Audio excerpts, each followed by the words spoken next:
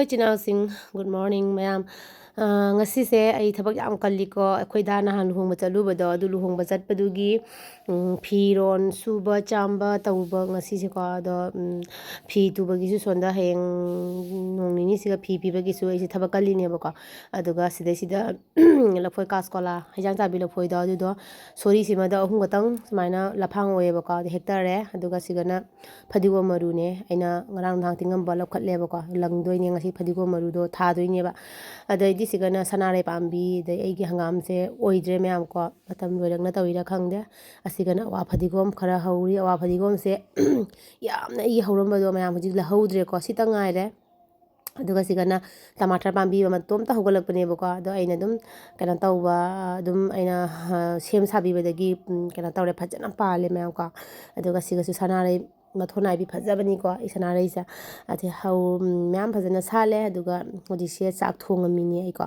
ada sofa ka sidi lore chaire ko da su thabak suri ko thabak kan bani ni munung losan base amna ingonda matam do phangde yabako aduga gidi hojik sina ai se iron ba ma tawre aduga gidi chana tilhau tawraga mangaure nuga thumya pingari masu tawdoine thawda ko chana ngau thare samai chana ngau bose diam pa me myam ko tilhau khara ha pa ngau bose am pam jeba duga chiga uriga aluga daga idi tomato ga leire ka uri se khoi yumgi uri ni maru bibik thana changboda aduga sidana kona bagi da kobi adaidi thabi leire aduga gidi tilhau su leire aduga tilhau mana ga si phadigom mana se si chigana iroma da hap toine bako aina kobi je tingjalaga thamine kobi je tingjalaga thammaga samaina kodam saidi ko ma'am su tingna thamo Paya muji chak loire sai iroli haibada se uriga aluga adagi tomato ga tawraga tomato sangbaga tawra iroli ne bako jong sak yaudre yong sak to kaina tawre phangde bako adugi yamis tawre jong sak asi hekanaga paisa gi sido hektre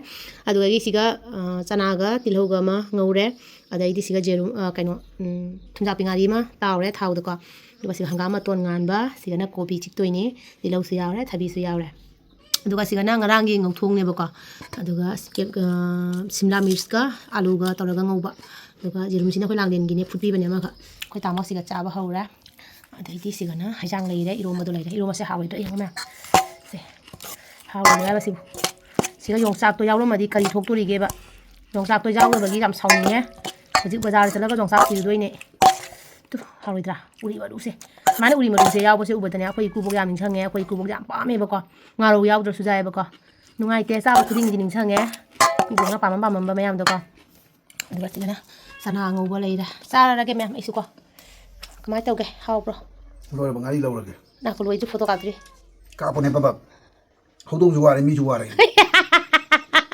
ai ngai bada ai gi dialogue ngai bada natra hawi hawti dang da habiram mudana tamo haw aseng oke mayam hujik chaba horage ko sijang sing thana masira 사이다 리자 이거 루나기 호론지 룩통 고만 아니 하우더니 가리세 고비 까까지 하프는 게 안 빠지네 나이 쇼 고원데지요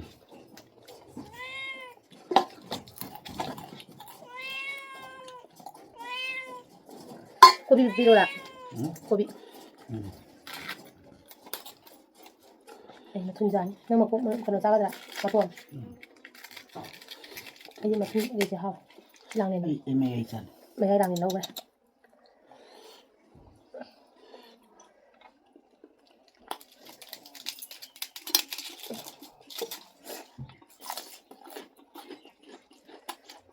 ai ai sila biyo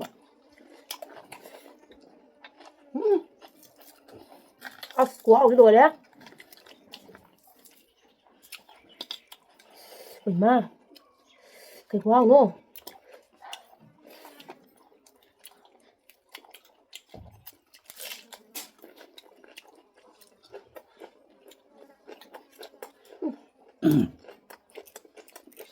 tiếng nào mọi người đấy cũng ngọt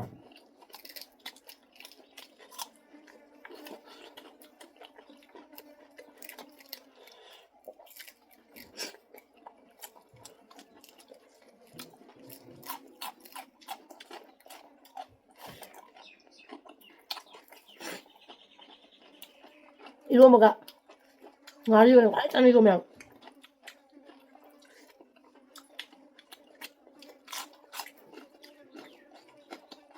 Rau đấy.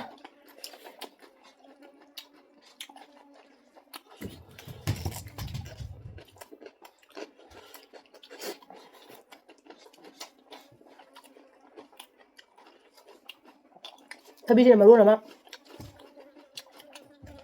Bẹt rau của nó.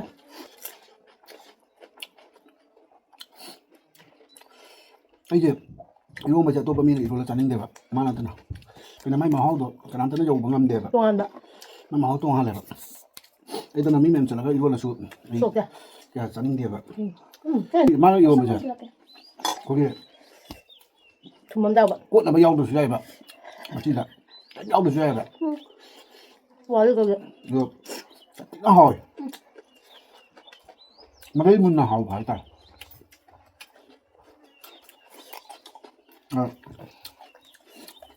Hả? पीछे घर की लक्ष्मी का नहीं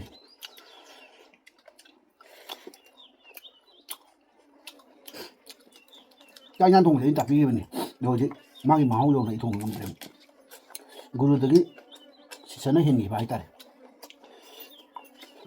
Phải đây rồi. माँ नमूने जुम्पा लगता है ना हिंदी क्या यहाँ थोंग Hindi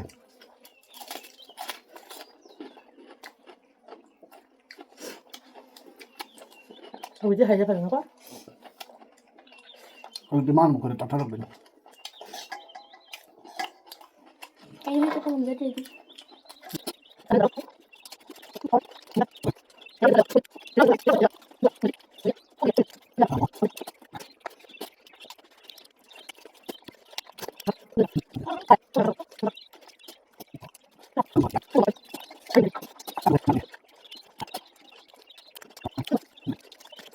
Mayang huzik sak to gang hak pothara kuina ka potha de da pungkhai mu kani mu hak mobile yang ko aduga huzik ai si blouse se loisan doine huzik se tu badi loire ba ko aduga huzik smine stone ngrang thang stone smine khara work to rame aduga huzik si magi khudang se khudang gi magi si keno si ka su kan to doine ba ko stone apak doine ba ko somna kan ga ni hapak doine adu smine hapa haure ba ko anh em thabak si suba mu haurage yemina sika stone kai ga da leira nó sẽ rau này chia chỉ có rau này hấp vào ra cái mềm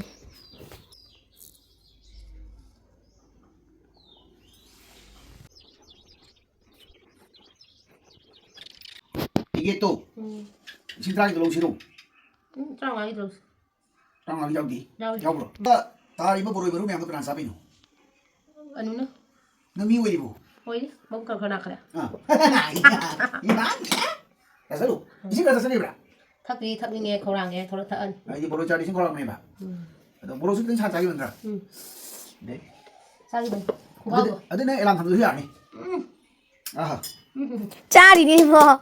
sao lên tri tu biết cần TV không biết cái gì nó muốn làm dùng nào hào đấy Xin đại này. 넌 자닝 말고 자닝데 아. 자닝데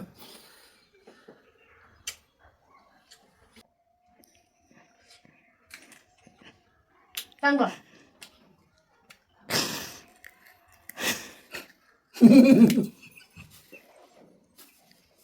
cái này cái tự địa siêu tưởng này tự đi xuống này nhiều cái gì người là bao rồi 자닝데 người là bao rồi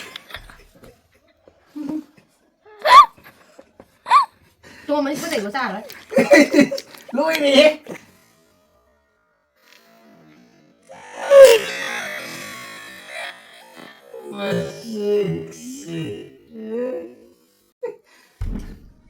nhưng mà thôi thì như vậy nè ta đánh để đây nè người ta bằng người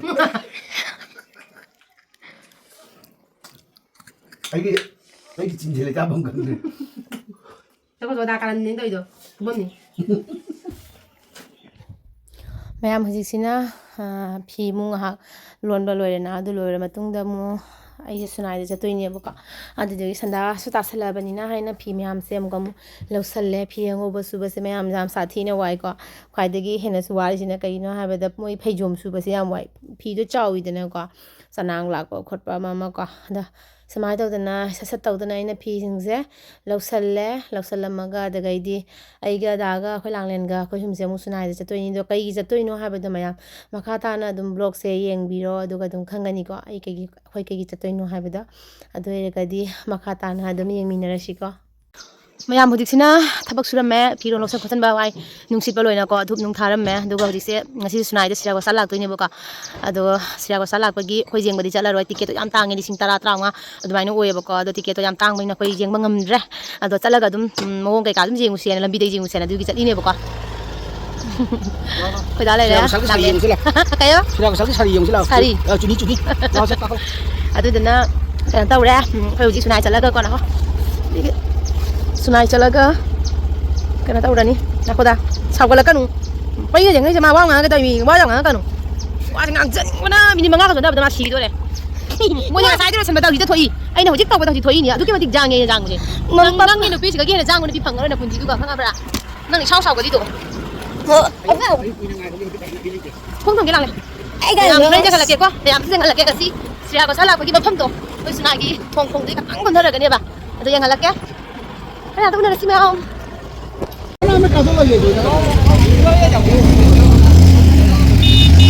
पूरा बंद तौरे सोना कंद सुनाई बाजार नेबा सुनाई बाजार पूरा बंद तौरे लोई बंद तौरे दिगा शेक करा तुम जाओ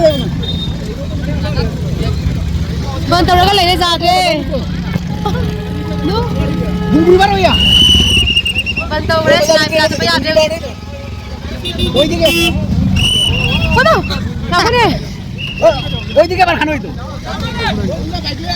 ओ खल खल जाम चलगा ले छोला ताबा तो ने ले छोड़ो तो ये बता हम ने बाजार चलती चलो मी मन मसुद मी ले आज तौजे कइनो ज्ञान तादे कया रुम है दा हां साइकिल पे जाए खोंगाई तो रते गाड़ी केन तो बाई लो कमाई नो गाड़ी तो काथे नंदरी के दो के गाड़ी नहीं बुझन जादे घूम दे जाला गाड़ी में उड़ान बिगति लोरे बुगो मैम संग बाजार जे दु से थोंग खोंग ने बको आदा तो पुलिस मैम ले छोड़ बसे मोइना थिंगे संग बाजार पुलिस तरे तरा मुले बको कई गिरा दिनो हुजी सिगन ने सागो सा लागतो दि साजि गने बा सागो सा लागतो सि थोंग जांग तो बका दुम लागतो ने बसे जिगा मफम तो सिगे सिगने आबो सिगे थिंगरे संग बा पीद्रे तविजे कमाल साइ नो कोय 아니 자 아이들 동대로 되네 거기 뭐 कमाल तो दोनो नहीं भी ना नहीं लागी सर ने हाय रोय मोय त मुच लाहन दोमी जी मोय तो जे खंग त 구매 비디오 라고 너 저기 가면 비디오 पुलिस सिंह वीडियो लगे ना लाओ लाओ नुआ ले सिरा को सा थ्रे साइदा संग पपी दे सोने तक पपी आबा सोने तक पपी दे आबा हुजी हा नता दिना सोने तक पाले कतै फाउ दिनो होय फाउ दिनो काय दिनो अदुनी आई दो ता बा दु के दो दुदी चंगन दे हुजी मोय सोना हलक पदी पी चंग पपी दे मोय मया मुजी खोंग ना संगे अखोय अखों खोंग लाए अखोय दागा दगी अखोय ताबो तोयगना ने गाड़ी तो आ बिबी गाव थम चखरे बको खोंग साइ चले खोंग ना चंगबदी जाय बको सिदा अदुगा गाड़ी पुसन बया दबी वानी बा लाइट में था ना अखोय दाखोय हलगा बिबी गाव दा गाड़ी थम चखरगा गाड़ी थमरगा मोय लाए अखोय नु चखलमवाना होजी दु थोंग ला ले अखोय सुनाय थोंग ला ले बको गाड़ी से थोलक पदी पी बचंग पीद्री बको अदुनी तविसे तो होजी आ दौरगा येंहलके को अखोय ngasi concert se jengba ya yengda ba confirm lai dia ba na kai ne asi ne ka kai ki changhali ba asi kai ki changhali lo si ma nga phai si changhali ne moi cha moi changhalo da di duni ne moi changhalo da di ha do hoji samai na walking moi ne jam ngai re तो मैं आम तो duni ne chalo bas akhoi na changke ja du moi na me am jau to re sira ko sal ki mai program to hum do jau to re jenghalake me am da ko ma'am अखोई थोंग लान थोरगा हजि कोहिनूरगी कनोदा जंगै बको मोल जंगै बको कोसिगा मोलम लेबा अदुगा सिगी skirt से कोई लांगलेन गी सिगी skirt से लौबिरिबा याम होंगे बको अदुगा इना सिसे सिजे लौबिरा skirt से साइज से सेचना बयान हम नहीं तमा सीगा दादा कलम तो कतो lupa sira lupa kun आइटा kun कुन नाय मुझे कलम Fazer đâu ghé rồi đâu ghé Xin lâu rồi. lâu rồi mà không lâu rồi 손자이시니 비. lâu rồi sẽ thăm một cái bà Johnny. khi mà tôi thăm lâu cái này đi 어디? nó cái smile na mua cái bộ chơi mắm rồi cả rất Hello? 뭐야서? si sweater sẽ phải gì xăm xăm pot pajama hình chân lấy bữa đi nãy tiao có đôi cái su adum bộ chơi dum lấy bữa dum khơi này na use to bagi dum lấy bữa dum ra đây cái gì cái nó sẽ gọi là gagra cái cái gọi là son mà nung chỉ cái dukaan lấy tu 부풀에 먹을라 라치네. 어이, 손자이 가루 릴리스리. 어이. 에? mayam tu ada ngali se sigani program tau tuise ko tu ra ba si mafam sigani program tau tuise hoje koi kumtharani ko hinu dagi kumani hoji ko Cô xin lâu đi. mi kana lap lap na lang na ri ba paisa ka ticket acho acho kap tana koi na mo itina ka tawra ga akoi na mi mang so tau lai ne khoi mi mang so tau han doi ni alang na pari jam lang ni mi kumthare ko hinu ro sigale tu si mol te ko sna de molam le ko yam di chau ko na te da phangi po je ma ni chapal kari gra dum phangi bo ka chale hoji sija ko salgi program pham tan na chalasi ka jenga da mai type ta ga chang ko ja de khang de Cô trong này. đi nào Mẹ, nào con này. Mẹ, nào con này. Mà tiket ka bata ni, mà tiket ka kunate ma không có tao thì bata krim. Nhưng mà ya không có tao thì bata krim cái ano cái tiket nó bata ano xin.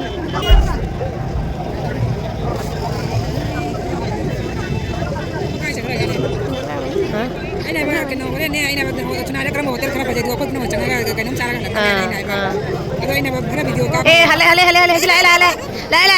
lại, đâu lại ba cái tiket bagaimana nó chứ? Noki. Ele ba cái tiket le mẹ. Sama pan ka lising ma gani. Ah. Sahum ga, sama pan ga. Chahum le bro. Chahum le. Sama ga sahum. sama pan Le sama pan. Oh, dudi ba hale. ako ni sinam chahum kam na ba ni Dudi ba mam lại lihat ba. Sabi kaning bro. Chani pa na draw. Nah, Này Chani pa. Ma ka lai honga kini. oh gini. 800 đi này Eh, này. aku ngai sih. Ah, bro. Tadi. Sti mo gando. Puji canggih manung dah, canggih ga. Gali parking sih, gali parking tu pun ni kau. Manung dah sikat canggih ni. Aku tiket kak tak pada canggih ni. Phi đó. Free dah. Saya YouTuber này nó phi thật phi đấy. Ah, yang tadi sih kau. Talaga jangan laki manung gi. Magi kenu jangan laki. Thì là có sao ngon nhỉ bố? Hojik saya Cali talaga jangan laki. Bubu aku cali. Kamu dah ni aku. Hah? Em không nghe là cái này. Canggih manung jangan laki. Mayam tu. Kai dah stay selai lagi. Oh, iste so ne. Wah, asyik nak muka gini saja. Soalnya ni, asyik kaji nak kayu dulu saja. Ada? Asyik kayu apa? Oh.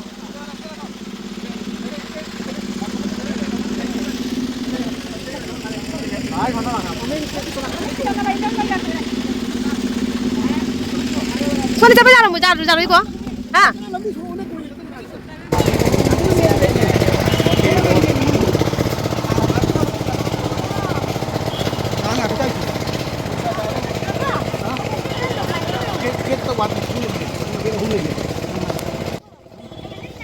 Ini ina sai do, cũng tung cái sinh cái tận mấy Anh bầu tay lên.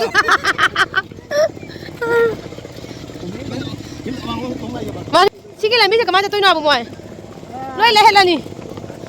Chị làm biết cái thái tôi hít xuống bàn phi mềm đâu. Saya ko sarap pesan sonde pisang ngani mo. À, Sonde pisang ngani mo. asam bilang lagi. Kai degi sonal ka pisang. Mayam jeng se lain lepi mayam tu jeng oh. Kau sih kesang ya boko. Sang aga. Ai ke lari. Siga tiket ki. Lain lepi se stage na tu lagi tu. Se. Siga stage lagi dah. Siga uroi dah kai udoi no. Stage se uroi. Dengan mami mayam tu jeng mami asal nak lain lepi se jeng. Hindi na troy stay so isa Ah, si udoi nya ba. Siga ni tengok di uroi. Kamai udoi no. na kani si maka Ah, kau pasal jaroi ba. paisang dia di tengah ko na bulan jeng kala ko ay jeng na Mayam tu jeng oh. Sonakan je, siga sunya mi. Ta chuẩn với lại. Ôi ơi, sila ko sai ko làm cái ta chuẩn với lại. Aku dah tahu dulu lah itu. Mau tahu kan ni eh. Tahu tu kan. Ha tahu mi mana tahu. Tahu dah tahu. Tu jauh tu tahu. sao sao cái tục lại rồi ba sao sao là biết tôi như thế nãy cái đầu là cái này nãy chừng cái đó cái gì ô ai lấy là mình đang cái gì cái mình thâu tay chừng cái ha sao sao lấy lấy đi gì ai nó sao tôi sao sao cái đầu tôi nó pani à chúng giờ là cái sạc tay đi xây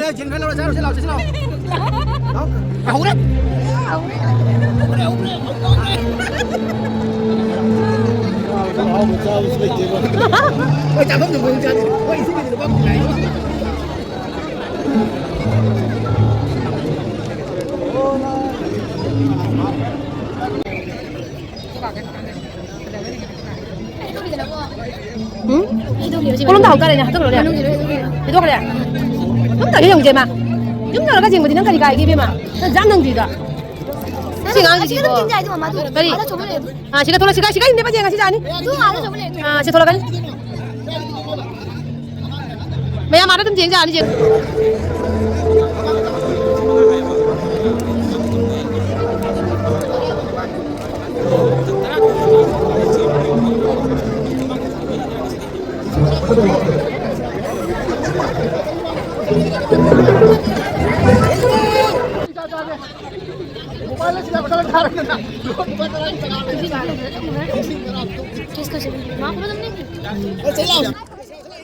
Hả? À, cái đó. Mẹ em siapa saja yang melakukan seneng kalau itat itu. Lagi seneng kalau itat itu mẹ em. Udah ba jangan seneng kalau itat lah. Siapa saja yang melakukan ibu. Tala hale hoji hoji hando re. Angka tunggal akan ni. Hale sila. Hale sila. Siapa saja yang melakukan hale sih. Siria ko sa. Sini mana ngai kiri pak.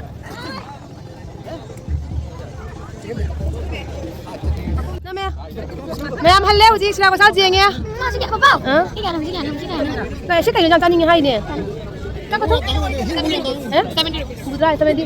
Homemade है और chemical free होगा जो भी आप पूरा और इधर में मिल जाएगा एक लेने से 39 और 2 लेने से 70 कब के Saling bro. 70 है. Này đi làm. Nào. Mẹ em hello gì? Mỗi mẹ em sẽ dừng hầu cái này lại nó hầu đi. Rồi quay đi. Mỗi dừng hầu mỗi mẹ em sẽ băng băng ở tên. Mẹ em cái mi tô mi hông gì cái halai ba quay xin sinh bờ mi ni. Nát try cho bên này nè. À quay sinh bờ mi nát try. Quay cái băng cái dừng ngồi English cái quay này dừng hầu tôi dừng ngoài bị thế. Quay xem mẹ em cái mi tô mi hông gì nghe hầu gì halai chúng ta mobile sẽ có sao dừng rồi ní. Rồi ní. À. À. Ở đâu đi sao lẽ? Halai mẹ em. Ngoài cái ngasih concert cho mấy tay quay sao lẽ? Iko itu ning deh Mi sang ba. Lep na gì? Sang ba. Sang na ragli.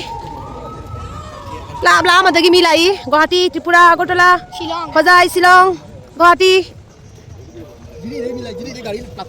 Ui mà. Ai đi mà chuyện này không phải cốc chi. Ai quyền lấy bằng âm đẹp à? Cái này phẩm tao nó mua là mình được net pi đâu mà. Heroin man và mi người ta lại cái máy rồi nó không thể figure đây physique đây mà sắc đây cái nó nè ngao đây nè. Nipa na ngao, dia khơi ngao đây tao biết chứ. Kalau làm thế nào bao giờ kia? Kalau làm gì?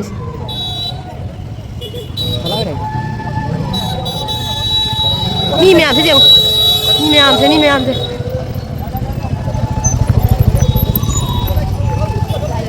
Mà sao thằng đi mà khát ta ni?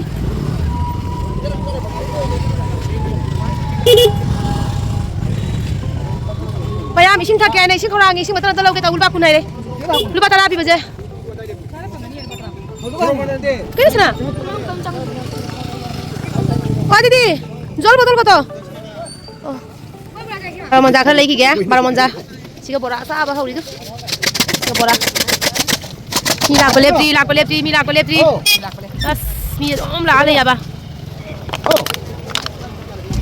Ayo sila ko sa ti jalo ba. Oh, koy hale. Sila ko sala malam ni kan dari sini dia. Siapa salah ni? Hale pura ma baru monza lagi deh, dari kalian. Ngara chicken lo ma lo kena ni, tu ka. Fajana cara ka. Mobile dah live, siapa salah je ngani. Aduh ni cuma lo sih hai pemuda dengan hal tadi jen ni ngasih jen sana lagi ni, mau paham sahaja. Nah dengan orang sudah ni tahu lagi deh. Asmi lah kau sudah ke mana jam lah, ihe jam lah ihe jen ni kan ada kan? ꯌꯦꯡꯅꯤꯡꯗꯦ ꯑꯩ ꯃꯊꯨꯟꯗ ꯂꯦꯞꯄꯨꯗꯣꯏꯗꯣ ꯅꯪ ꯁꯣꯏ ꯍꯧꯖꯤꯛ ꯑꯩꯈꯣꯏ ꯄꯄꯥꯗꯣ ꯑꯗꯨ VIP ꯅꯦ ꯑꯩꯈꯣꯏ ꯂꯦꯞꯄꯨꯗꯣ ꯅꯪ ꯈꯜꯂ ꯌꯦꯡꯉꯨ ꯅꯪ ꯎꯕ ꯐꯪꯉꯣꯏ ꯃꯤ ꯃꯌꯥꯝ ꯑꯋꯥꯡꯕ ꯃꯌꯥꯝ ꯅꯪ ꯎꯕ ꯐꯪꯒꯗ꯭ꯔꯥ ꯅꯪ ꯎꯕ ꯐꯪꯉꯣꯏ ꯆꯠꯂ ꯃꯃꯥꯡꯗ ꯂꯦꯞꯄꯨ ꯀꯩꯗꯧꯔꯒꯦ 누가 맞아 그래 패셀 게 더 올라가네 ꯅꯪ ꯈꯪꯉꯤꯔꯣ 아 ꯅꯪ ꯌꯦꯡꯉꯨꯅ 미라싱 ꯅꯪ 누가 방이야 봐 패셀 게 더 올라가네 미 ꯃꯌꯥꯝ ꯌꯦꯡꯉꯨꯅꯦ ꯀꯩꯅꯣ ꯁꯤꯕꯣ ꯄ꯭ꯔꯤꯊꯤꯕꯤꯗ ꯂꯩꯕ ꯃꯤ ꯄꯨꯝꯅꯃꯛ ꯂꯣꯏ ꯂꯥꯛꯑꯦ ꯇꯧꯏ ꯂꯥꯁꯦ ꯄ꯭ꯔꯤꯊꯤꯕꯤꯗ ꯂꯩꯕ ꯃꯤ ꯄꯨꯝꯅꯃꯛ ꯂꯣꯏ ꯂꯥꯛꯏꯅꯦ ꯑꯩꯈꯣꯏ ꯗꯥꯁꯤꯅ ꯕꯖꯥꯔ ꯄꯥꯏ ꯑꯃꯒ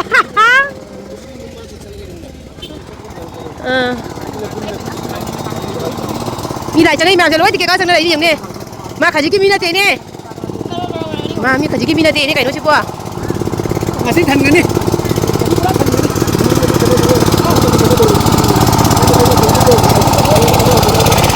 짱구니가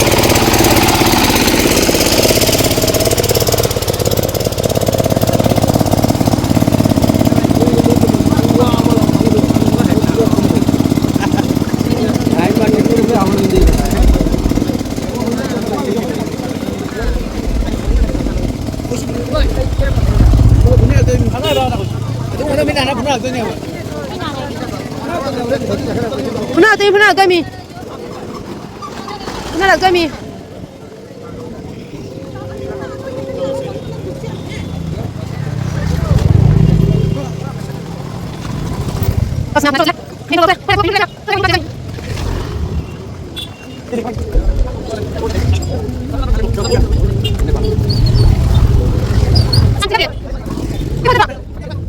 mày làm khuyên mày đi lại khuyên mày mắng à lại xem này khuyên bị gạo tàn tôi đi xem này nè bị gạo cái thằng mẹ bị gạo tàn chạy lên không nè lấy chạy lên hả cái gì đó chỉ cần nó kèm chi nó dùng này đó là có cái cái gì đó là cái gì đó latte bị gạo chỉ làm latte chỉ cái gì mày mang chơi chơi rồi nè mày em không chỉ chạy lại cái đây là muốn chơi lại cái bye tôi đi ra thuê em bên này chỉ hotel là 패셀 라고도 수나이 리아디 좀 गड़बड़ घटा उड़े वाला sana hảo lắm rồi chân đi khoa mà tôi đi hai giờ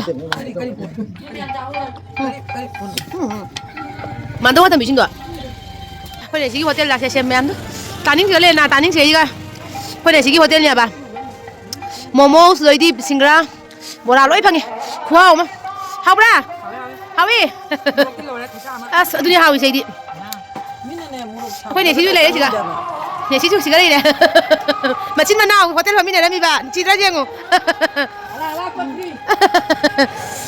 để xí hotel thì nhận đôi đều gì luôn đấy aloy beda khôi trang ấy bạn